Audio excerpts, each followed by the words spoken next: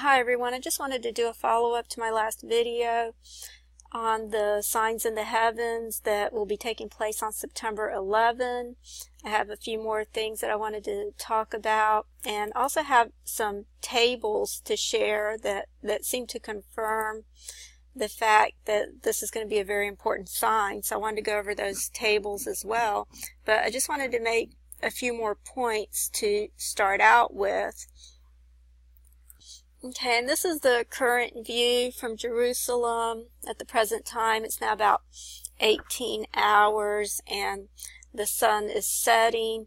But if you move it up about an hour, you can begin to see the stars without having to remove the atmosphere.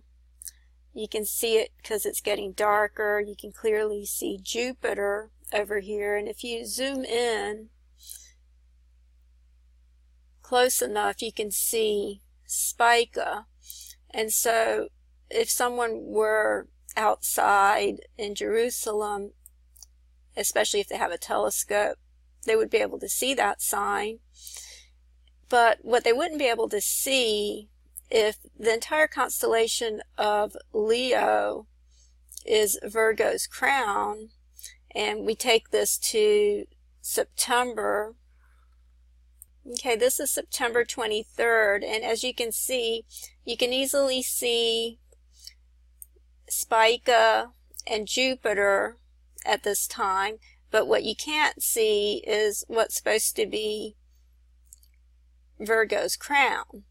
The only crowns that you can see are the Deacon constellations that belong to the constellation Virgo, which is this group of constellations right here, and the ones that are, I just wanted to use this word right here, the ones that are epi, which means upon, on, at, by, before, over, against, across.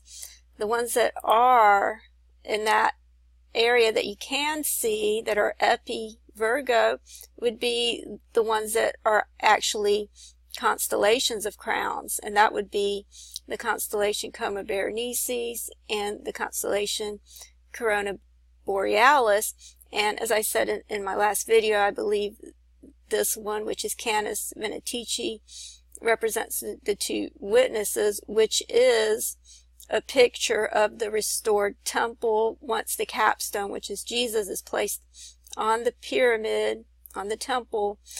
These two witnesses represent the restored temple. That's why they're talked about in Revelation 11, because the number 11 represents DNA, and it represents the restored temple, and that's why all of these things have been taking place on 9/11, because 9/11 is 9 plus 1 plus 1, which is 11. So it's still 11. And that's what it all represents. It's a representation of the DNA and God's plan for the restoration of our DNA, in contrast with Satan's plan to try to take over the DNA. So that's what it's all about. And I've made videos before where I talk about Corona Borealis, such as this one over here, that's called What Kind of Crown Will You Receive in Heaven? And in this video I had done a table on the word corona. It seemed to confirm, as well as this image over here from the David Rumsey map collection. You can see how they depicted Corona Borealis with these two ribbons that are intertwined that look like DNA strands. And so I talk in this video about how the crown that we receive in heaven is actually the restored DNA. Okay, so I'm going to move this to September 11th, and then I want to talk about how some of the other things that will be visible also seem to fit the scriptures in Revelation 12. And of course, I'm not saying that anything that I'm saying here is thus saith the Lord. I'm just sharing some information and trying to figure it out what God was talking about. I'm not saying that I have all the answers. But if you take it to September 11th, and then if you make it a little bit earlier, then over here, actually it's more at about 17 hours. What you can see at this time is you can see just about a third of the tail of Hydra, which is the multi-headed dragon. That's what a Hydra is. It's a dragon with many heads. But you can also see the other dragons, which I'll talk about later. But what I thought was interesting is this other part of the prophecy, which has to do with the dragon, because this has to be fulfilled as well. And over here it's saying, "And there appeared another wonder in heaven, and behold, a great red dragon, having 7 heads and 10 horns, and 7 crowns upon its heads. And his tail drew the third part of the stars of heaven, and did cast them to the earth. And the dragon stood before the woman, which was ready to be delivered, to devour her child as soon as it was born. And she brought forth a man-child, who was to rule all nations with a rod of iron. And her child was caught up unto God and to his throne. And the woman fled into the wilderness, where she hath a place prepared of God, that they should feed her there 1,260 days. And there was war in heaven. Michael and his angels fought against the dragon, and the dragon fought and his angel, and prevailed not. Neither was their place found any more in heaven. And the great dragon was cast out, that old serpent called the devil and Satan, which deceiveth the whole world. He was cast out into the earth, and his angels were cast out with him." Okay, so the dragon was cast out into the earth, and then 1/3 of his angels that were drawn by his tail. And the word for drew, I'll just show you, it says his tail drew a third part of the stars. It's this word over here, and it actually means to drag.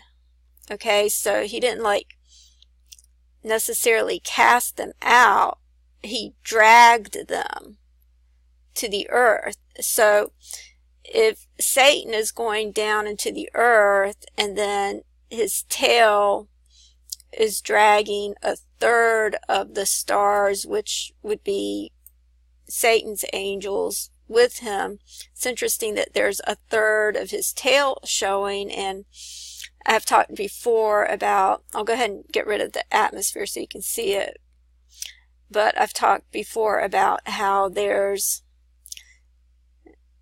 let me make it dark. Okay, so I've talked before about how there's 17 stars in Hydra, and Hydra is a dragon that's the multi-headed dragon. And so he's being cast to earth, so you see him going below the horizon, but there's only 1/3 of his tail showing. And so then he's also dragging 1/3 of the stars with him. So that would be represented by 1/3 of his tail that's being dragged down as well. I mean, that's just one way to look at it. But you also have serpents over here, which he's the one that looks more like he's standing before the woman, because he's right there in front of her. Of course, he's being held back by Ephekius, which represents Christ. But you see him trying to get to the crown, and the Bible says, "Hold fast that which you have, so that no one takes your crown." And you see the serpent over here trying to get the crown, and he's standing before the woman. And if you count the stars here, again, you can count 17, because I'll just go ahead and count them for you. But these 3 stars over here, which are actually part of the serpent, are considered to be Ephekius, part of Ephekius. But as you can see from the imagery, this is really all part of the serpent. So if you include these 3 stars, you actually have 17 here as well. Okay, I'm just going to use this image over here because I think it's a little bit easier to see them, and hopefully I can count this correctly, but I'll just show you what I'm counting.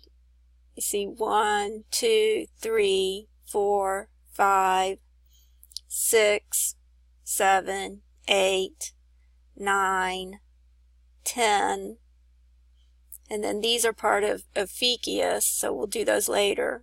Then you have 11, 12, 13, and then over here you have 14, 15, 16, and 17. And it's hard to see if there's a star right here, so I'm going to go back to Stellarium and see if I can do it that way. Okay, I just noticed this one is depicted a little bit differently, but if you count the main stars, the brightest stars, you have 1, 2, 3, 4, 5, 6, 7, and then you have 8, 9, 10, 11, 12, 13, and then these are part of Ophiuchus, but then you have 14, 15, 16, and 17. So altogether you have 17 stars. And see, this is part of Ophiuchus here, but you have 7 over here, which would be the 7 heads, and then from there on out you have 10, which could be the 10 horns.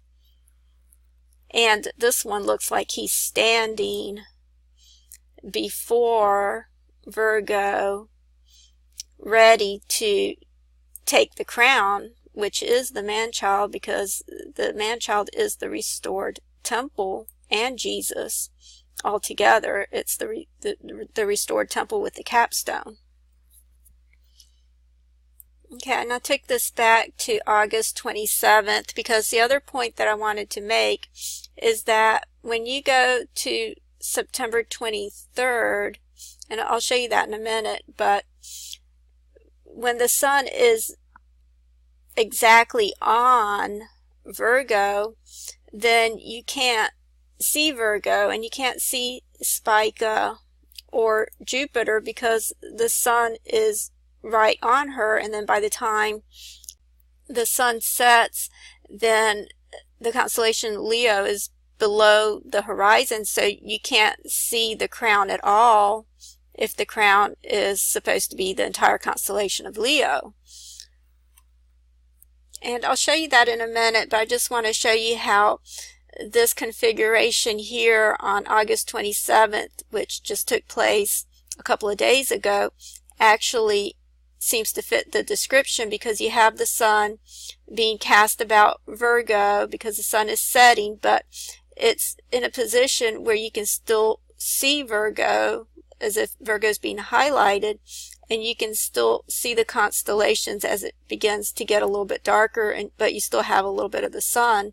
And at this point you also can see a third of the tail of serpents or Hydra, which is been cast down to the earth, and he's dragging a third of the stars with him, so you see his tail dragging behind. But then you also see serpents over here as if he's standing before the bride trying to get the crown. Okay, and this is about the same time on September 23rd, and you see as the sun is setting on September 23rd, you can no longer see Virgo's head, you can't see the constellation Leo at all, you can't see the tail of Hydra, and if you make it a little bit earlier, you see that when the sun is directly on Virgo, you can't really see Spica or Jupiter, you can't really see the constellation very well when there's too much sun, but then as it goes lower, it's too far below the horizon. And I'm about out of time, so I'll have to continue with the tables in the next video. Thank you.